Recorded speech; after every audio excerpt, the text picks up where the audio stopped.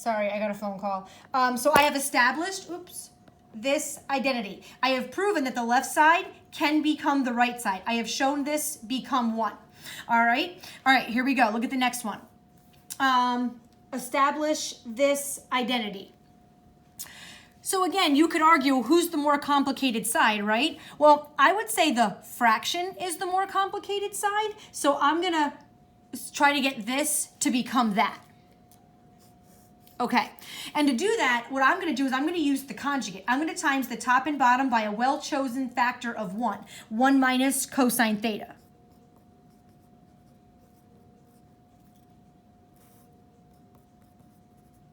Okay, so if I do that, I'm going to get, I don't see the need to multiply this out yet. It's not like I'm adding fractions, so I'm going to leave this as sine theta times 1 minus cosine theta over, now if I multiply this together, it's conjugates, right? So the bad stuff should go away. So 1 times 1 is 1, negative cosine theta, positive cosine theta, they're gonna cancel, and then I'll be left with negative cosine squared theta, okay? So they've canceled. All right, I have sine theta times 1 minus cosine theta all over 1 minus cosine squared theta is left. Guys, who's 1 minus cosine squared theta? Things should start popping out at you. It's sine squared theta. Okay, so now what's going to happen to this sine theta and one of these sine thetas? They're going to cancel, and you're left with 1 minus cosine theta over sine theta. Well, again, take a peek at who you're trying to get this to become. This is who we're trying to get this to become. How am I going to make that happen? Well, remember, guys, in math, when multiple pieces are being divided by one piece, you can split them into separate fractions. So I can rewrite this as 1 over sine theta minus cosine theta over his own sine theta. And guess what? Who's 1 minus sine theta? Cosecant theta. Minus, who's cosine theta divided by sine theta? Cotangent theta. And now you have just made the right side of this problem say exactly the same thing as the left side of this problem, okay? So another way you could have done this, if you had thrown this over 1, this would have been another problem where maybe cross multiplying would have worked out nicely. All right. Again, there's many different approaches you can take to show some of these statements are equal. It's just kind of whichever one you choose. If you start doing it and you're like, man, this is getting messy, maybe back up and try a different method. If this got a little bit like I'm not seeing it, then start over and then put it over 1 and cross multiply. All right. Cross multiplying would have been another approach that worked out nicely for this one. Okay. All right. Let's look at this one. 1 plus tangent u divided by 1 plus cotangent u equals tangent u.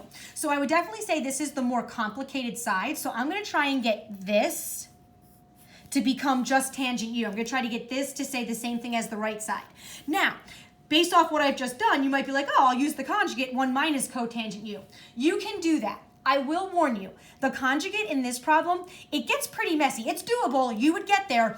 But I think there's an easier way. So in this case, I might use the technique. I'm just going to start rewriting everything in terms of sines and cosines. That's not terrible. It doesn't work out that bad.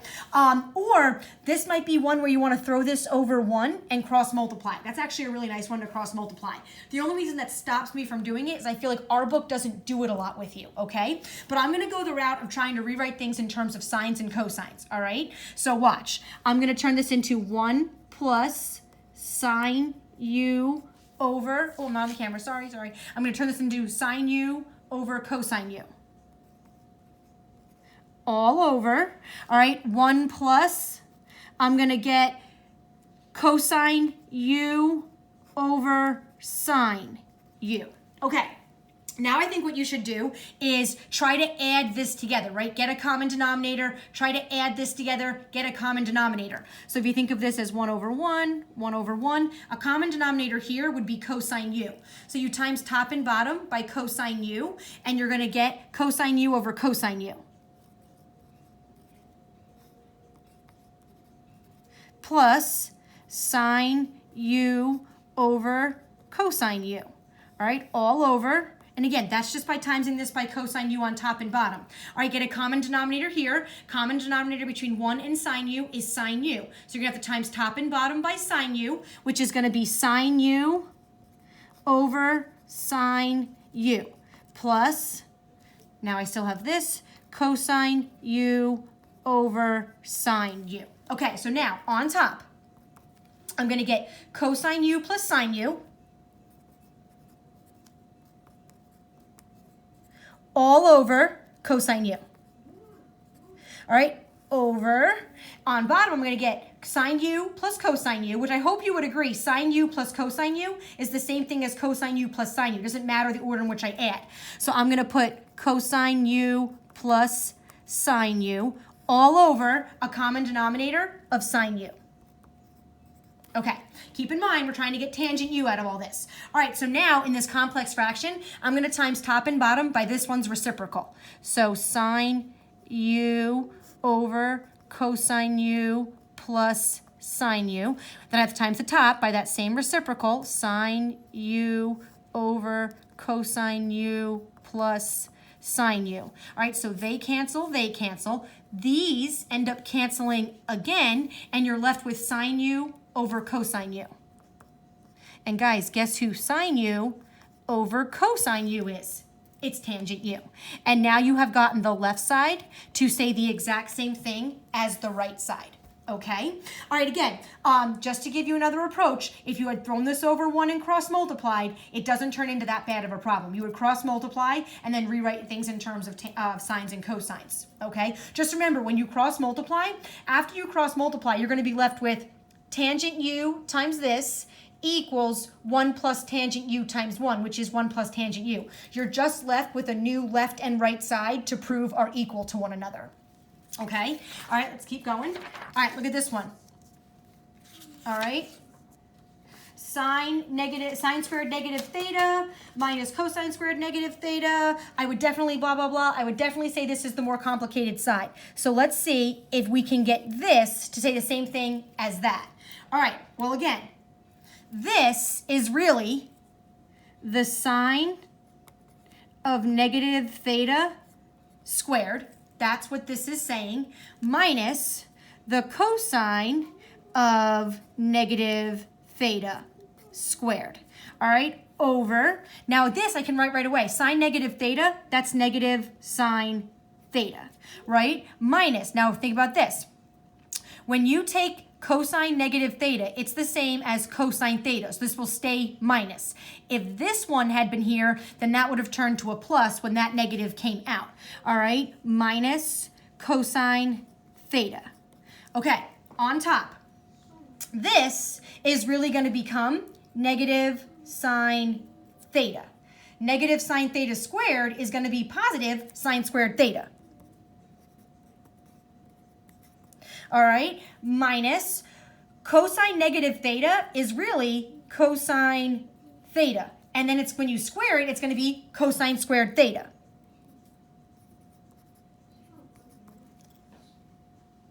All over negative sine theta minus cosine theta. Well, guys, I don't know if you've recognized it. This is the difference of two perfect squares. Sine squared theta minus cosine squared theta, they're two perfect squares. So they can factor to sine theta plus cosine theta and sine theta minus cosine theta. All over. Now they're both negative, so I'm going to factor out a negative, and I'm going to be left with sine theta plus cosine theta, right? And remember, we're trying to get this to say that. All right, so now watch what happens. Sine theta plus cosine theta, sine theta, they cancel. And you're left with sine theta minus cosine theta all over negative 1.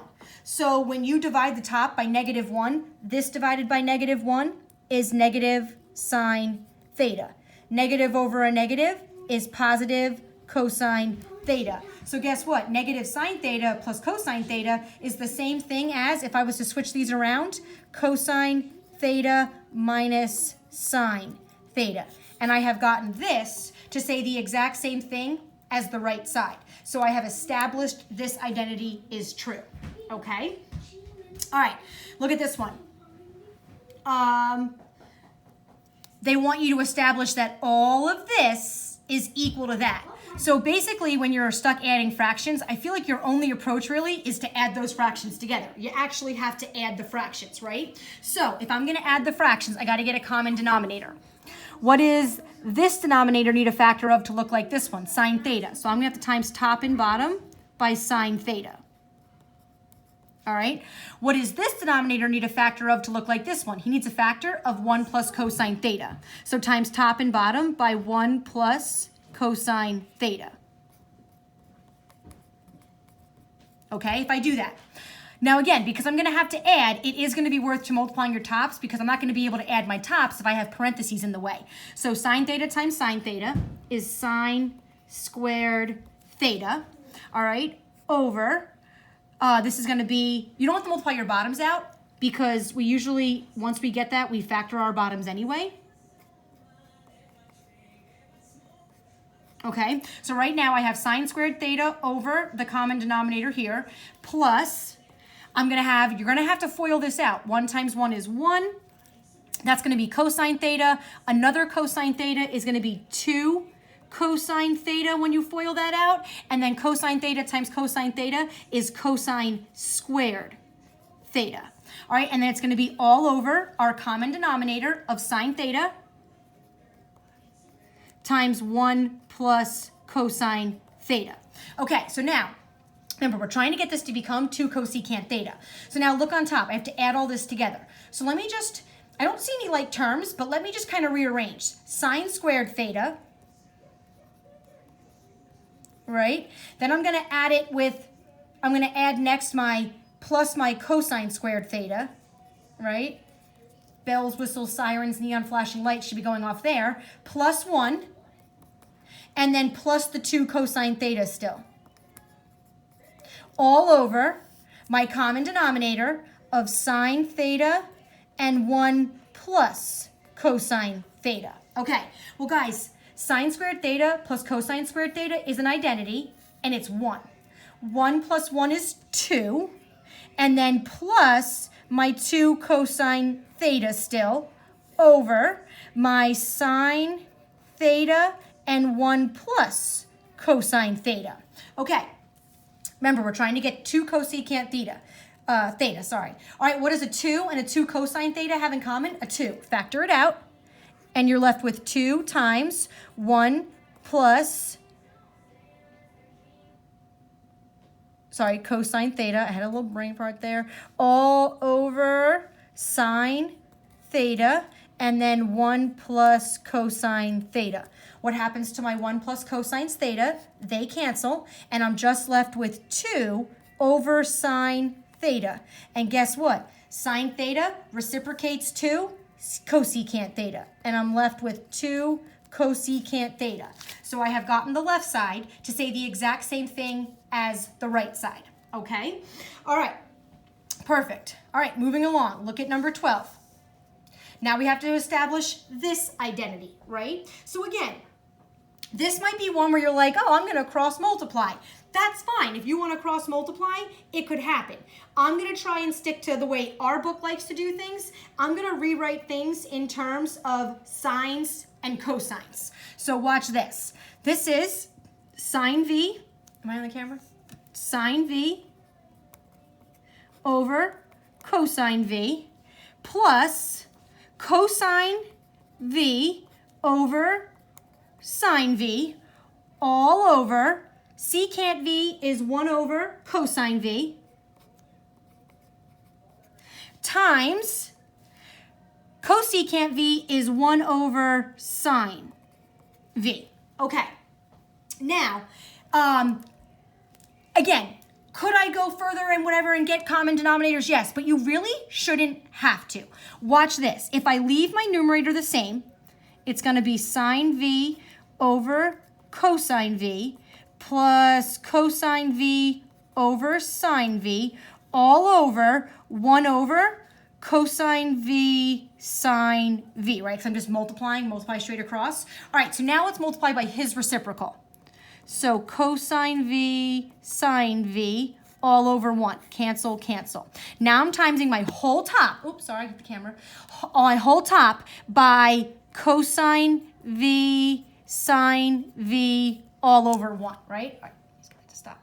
Okay, so now, when you times this by that, right, you're going to have this cosine V and this cosine V are going to cancel, and you're going to be left with sine V times sine V, which is going to be sine squared V. Over 1 doesn't matter.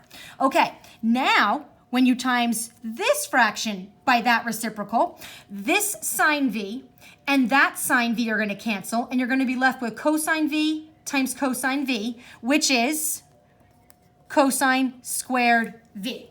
Perfect. Now remember, we're trying to get this to become 1, right? Well, guess what? Guess what sine squared V plus cosine squared V? That's our Pythagorean identity, and it equals 1.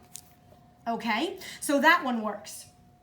All right, now the last one, we get to skip this one because we actually did it on yesterday's, on the day 1 notes. So you don't have to worry about this one. We've already done that example.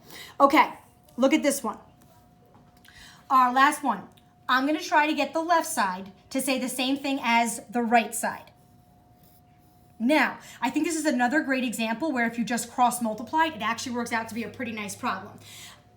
I'm just trying to do things the way our book does it, so I'm gonna go and start writing things in terms of sines and cosines, okay? All right, if I do that, I'm gonna get sine squared theta minus that sine theta over cosine theta. Okay, all over cosine squared theta minus, that's cosine theta over sine theta. Okay, now I'm gonna actually, oh, I'm not on camera. I'm sorry, I'm bad at that. All right, so all I did was rewrite tangent theta as sine over cosine, and I wrote cotangent as cosine over sine. Now I'm gonna get a common denominator. I'm gonna actually add these two fractions together, and then I'm not add them. I'm gonna subtract these two, I'm gonna subtract these two. So let's get some common denominators. All right, so a common denominator here is going to be cosine theta. I gotta multiply top and bottom by cosine theta. If I do that, I'm gonna get cosine theta times sine squared theta. Okay, over cosine theta. And then I still have to minus that with sine theta over cosine theta. All right, all over. Now here, my common denominator is sine theta, so I'm gonna times top and bottom by sine theta. Okay, so now I'm gonna get sine theta times cosine squared theta over sine theta minus cosine theta sine theta. Okay, so if you actually go ahead and subtract your numerators, right? It's going to be cosine theta sine squared theta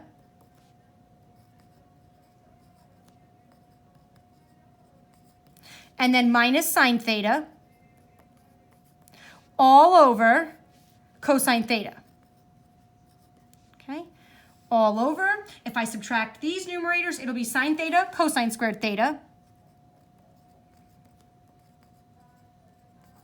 minus cosine theta all over sine theta. Okay, so now what we're going to do is we're going to factor out a GCF. Look at the top. What does a cosine theta, sine squared theta, and a sine theta have in common? They have a sine theta in common, right? So let me just go up here. All right, so take a sine theta out. And again, we're trying to get this to become tangent squared theta. All right, so I take a sine theta out of this, and I'm going to be left with cosine theta, sine theta, minus 1. Right, because I'll take one of those sine thetas out. And then I took him out, minus 1. All over cosine theta. Okay, all over. Now I'm going to take out, what do they have in common? They have a cosine theta in common. All right, that'll leave me with sine theta, cosine theta. okay, minus 1 all over sine theta. Okay, so now, if I times by the bottom's reciprocal, right? If I times top and bottom by sine theta over cosine theta, sine theta, cosine theta minus 1, right? Cancel, cancel, cancel, cancel. All right, now times the top by that same reciprocal. Sine theta over cosine theta, sine theta, cosine theta minus 1. Okay, well guys, cosine theta, sine theta, when you're multiplying, is the same thing as sine theta, cosine theta. So this minus 1 is the same thing. So they're going to cancel, and you're going to be left with sine theta times sine theta on top, which is sine squared theta over on bottom cosine theta times cosine theta is cosine squared theta. And who's sine over cosine? Tangent. So who's sine squared over cosine squared? Tangent squared theta. And you're done. And you have gotten the left side to say the same thing as the right side. All right, now again, if you had cross multiplied, I think it would have been easier, but I still like to show you the way our book focuses on, okay? All right, so again, that's it. Guys, you have done amazing. I give you so much credit for getting through this. This is your last section. So you'll have 7-4 day 1 and day 2 homework, and then we are good to go to finish out this year. Great job, guys, and as always reach out to me if you have any questions.